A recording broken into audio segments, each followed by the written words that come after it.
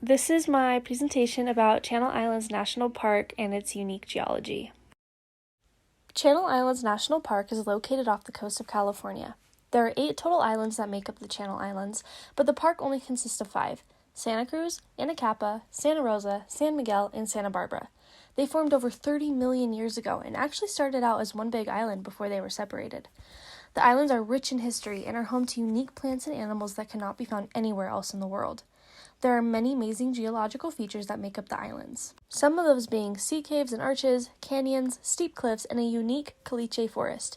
The islands formed due to folding, faulting, subduction, volcanoes, etc. There is still folding and faulting going on to this day, which causes earthquakes on the islands.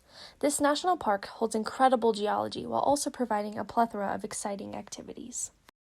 About 30 million years ago, the very first geologic events that created the Channel Islands began.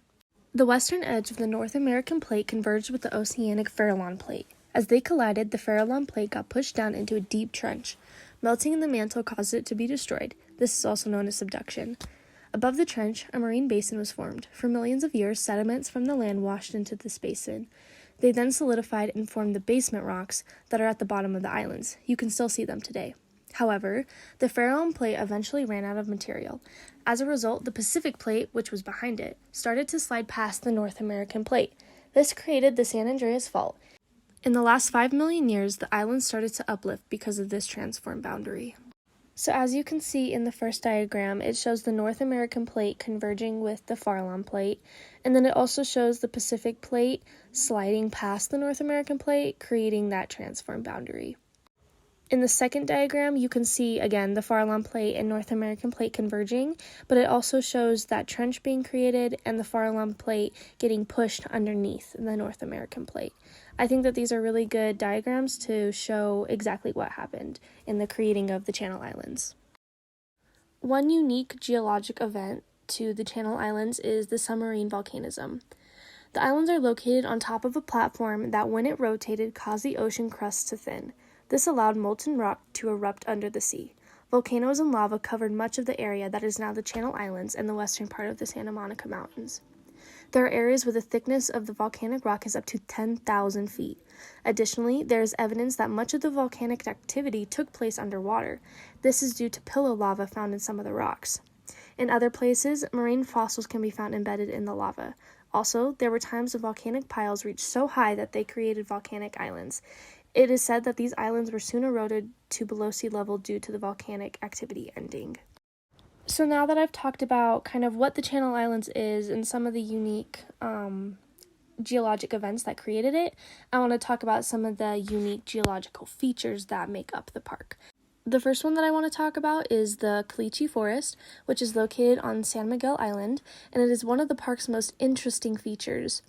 This forest is composed of ancient fossilized vegetation. This feature formed from violent winds blowing sand from the beaches onto the plants. They became covered and buried in the sand. As the trunks and roots started to decompose, the sand mold around them stayed. Shell fragments that were mixed in with the sand started to dissolve because of the rainwater.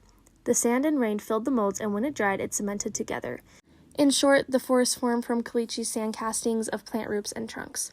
So as you can see, I showed a picture of what the forest looks like, and then I also drew this diagram to hopefully show and explain a little bit better of how this forest was created. So the last 2 geologic features that I want to talk about are the painted sea cave and the arch rock. So the arch rock formed from a crack or weakness in the rock that continuously got hit by the waves from the ocean.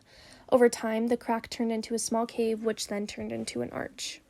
So the painted sea cave is actually the 12th largest sea cave in the world, and it was formed just like how arches are. It started out as a small crack or weak spot in the rock, and over time, the waves washed away rock sediments and the crack got larger and wider. Rain and wind also helped this process, and it eventually turned into a cave. And then I also show the little diagram that kind of helps you to understand a little bit better of how it formed. It's really simple, but it's definitely really interesting. And then these are my sources.